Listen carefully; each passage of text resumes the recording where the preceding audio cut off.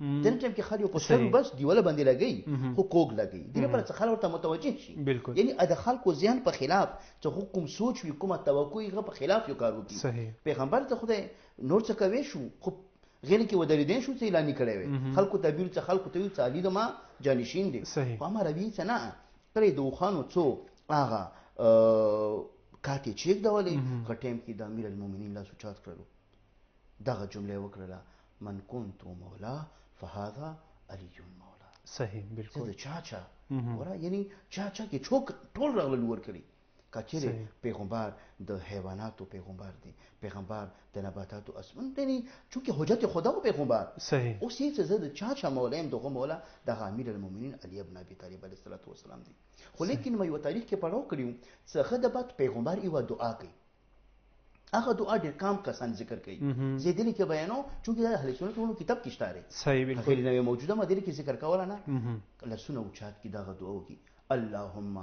والی من والا وعادی من آدا وانصر من نصره وخذل من خذله مو ته کله څه وده کېږي وده د بعد ټیکالې د بعد مړی د بعد یو دعا کوو بالکل امیر المؤمنین حق پیغمبر ارسی اخر زبان رسالت سره ایوا دعا کوي بالکل چې پروردگارا والی من والا ته مینا وکي ته ولایت وساتي اخچا سره ته چوک خالق مینا کوي علی سره او ځان د پر ولی د ته علی کوي والی من والا وعادی من آدا یعنی خدایا ته د هغه انسان ولی وګرځېږي چې کوم خالق ځان د پر علی ولی ګرځي یو ترجمه ده یا ځنه که څه ترجمه کړي څنګه خدای ته مینا او کې اخچا سره ته چوک مینا کوي علی سره دویمه دعا عادی من آدا خدایا ته ځان لري کې هغه کسان دښنی و کې هغه کسانو سره چې کوم علی سره دښنی کوي صحیح بالکل بس پیغمبر هغه نگاه رسالت سره ځنه حقایق کتلو دریمه دعا وانصر من نصره خدایا ته د هغه چا مدد وکړي ته څوک مدد کوي د علی بس دې بعد پیغمبر اخیری وخت دی پیغمبر غوړي ځان د بعد علی د پاره ځنې شیان تعیین کی هغه کسان چې پیغمبر د بعد د علی مدد وکړلو پروردگار ته دغه مدد وکړي صحیح فخذل من خذله پروردگارا ته ترک کې ته لری کې ته ځانا آستا کې هغه کسان چې کوم علی نه لري تختی صحیح کوم علی نه لري کی بالکل بس پته لګیږي چې د پیغمبر دغه دعا یو بهترین پیغام وي صحیح بالکل خو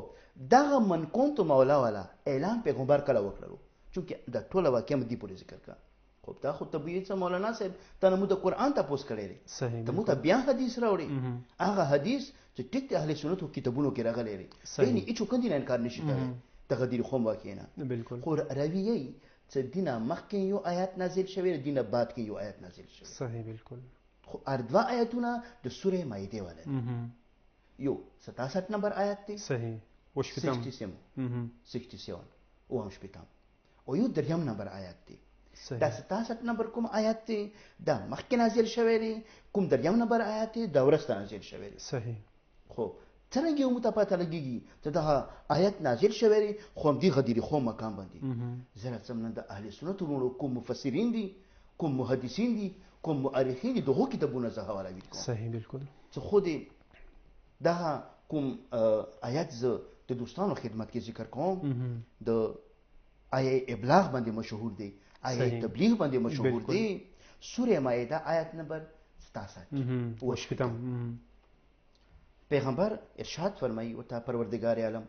یا ایها الرسول ته مشهور آیات ټول زده صحیح زنه غواړم آیات ویم خو لیکن هغه اسباب تبرک دغه ذکر کوم یا ایها الرسول ای رسول دما بلغ ما انزل الیک من ربک تو ورسوا هغه شی هغه پیغام هغه حکم چې کوم ته خدای تعالی راغلی صحیح بس پته لګیږي چې دا حکم چې کله د بعد کوم پیغمبر ذکر کوي دا خدای تعالی پاره دا د خدای حکم دی و لم تفعل کچې دا کار خدای ونه کړلو دا حکم دی ونه سوالو فما بلغت رسالته د سیویه چې تا د رسالت یو حکم هم بیان نه دی کړی دغه کې مفسرین یې چې د هغه ټیم وو چې موږ د پیغمبر دینه مخکې کولو بس منځه حکم راغلی دی روژه پیغمبر ستاله روژه حکم راغلی دی زکات دی ورکولو خمس حکم راغلی حج ته خو پیغمبر ته لاړو حج حکم راغلی پیغمبر جهاد کړی دی د جهاد حکم راغلی بالکل توحید یې بیان کړی دی چونکه ټول لاړو کعبه وته حکم پروردگار وو نبوت یې بیان کړی ویلي چې د هیڅ زه د خدای نبی یم دې منلی وو عدالت معاد قیامت باندې عقیده بیان کړی دی کلی احکام ټول بیان شوي وو خل حیران دي او پروردگار عالم دې څه پروردگار دا څنګه حکم دی ځکه چیرې دومره لوی اهمیت لري هر څه باندې وبلاړي وإن لم تفعل فما بلغت رسالته والله يعصمك من الناس حبيبه دما دا حکم چې تر اسه دي کې به خدای د تمادات کوي صحیح خدای به خلکو نه بچي ویلي پته لګي چې دغه حکم بیان د بعد به د مخالفت شروع کیږي خو خل مخالفت نه ما ډارېږي